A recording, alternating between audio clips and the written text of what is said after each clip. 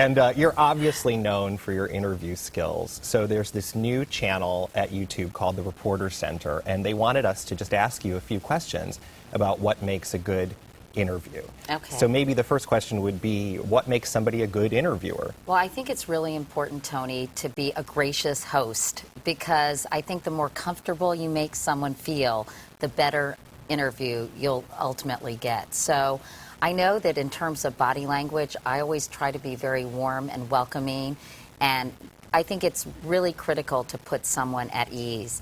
I think also you have to calibrate your tone depending on what interview you're doing. If I'm talking to David Duke about, anti-Semitism or racism, obviously I'll have a very different tone. I'll be much more pugnacious than I would be when I'm talking to someone who may have suffered a personal tragedy. So I think it's really important to be very empathetic in some cases, and then to know when you're going to be loaded for bear and really try to elicit important information from someone who may be a bit oily and not direct in answering your questions.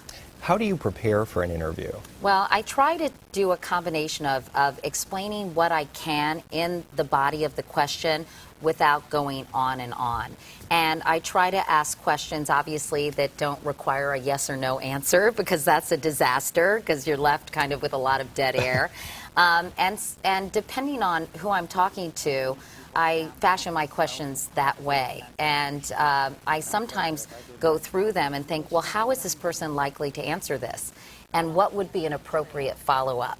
And knowing what they've said in previous interviews or their positions on various issues, I think, well, how can I go at this another way? Sometimes it happens spontaneously, obviously, when someone doesn't answer your questions. But at other times, I think you can predict appropriate follow-up questions.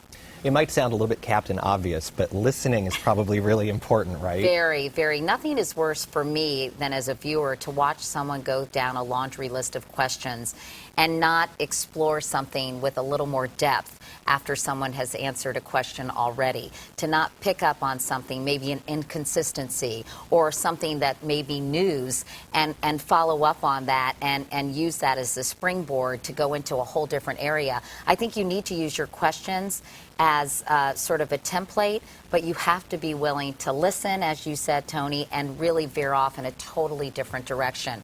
I can't stand it when people don't have the ability to do that. I'm like, it makes me crazy. Now, that being said, have you ever had an interview go pretty far south on you where you're sitting there like, what do I do now? Yeah, well, it is hard. Sometimes people freeze. Sometimes they're just cranky.